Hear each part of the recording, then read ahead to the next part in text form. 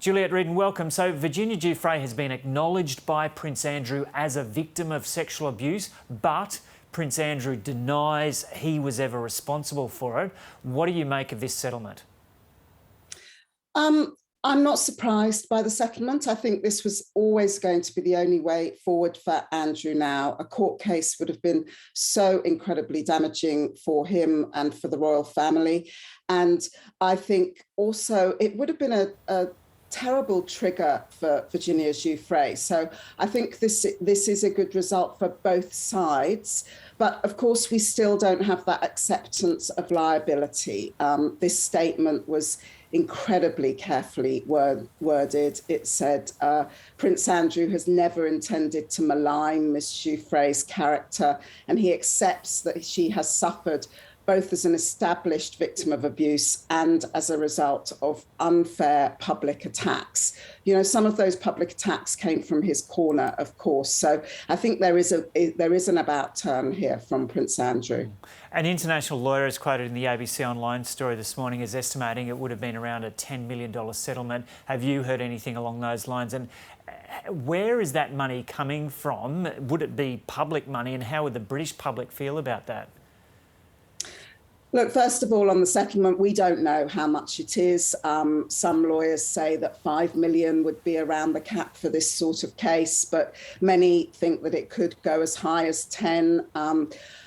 It's a large amount of money, of course, and some of that money will be the donation to Miss Giuffre's charity in support of victims, which I think is great to hear. Where the money comes from, again, is something that I suspect will never properly know. Prince Andrew does not have large funds to call on. Up to now, he has been helped by his mother. We can only suspect that may be the case here, but I don't think that she would necessarily pay any damages. I think it, and if she did, it would definitely come from personal money, never from public money. This deal has been done ahead of major events around the Queen's Platinum Jubilee year. How important was the timing of this, of securing this for the royal family?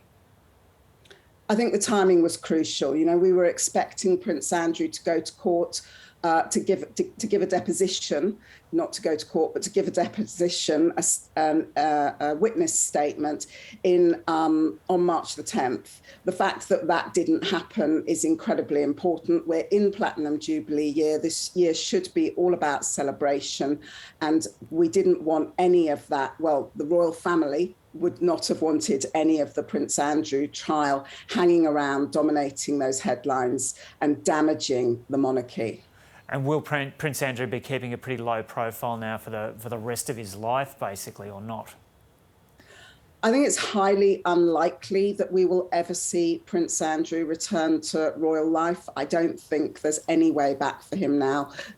Even though he has not been found guilty here and he is essentially still an innocent man, I think that this whole situation has tainted his reputation and potentially the reputation of the monarchy far too much.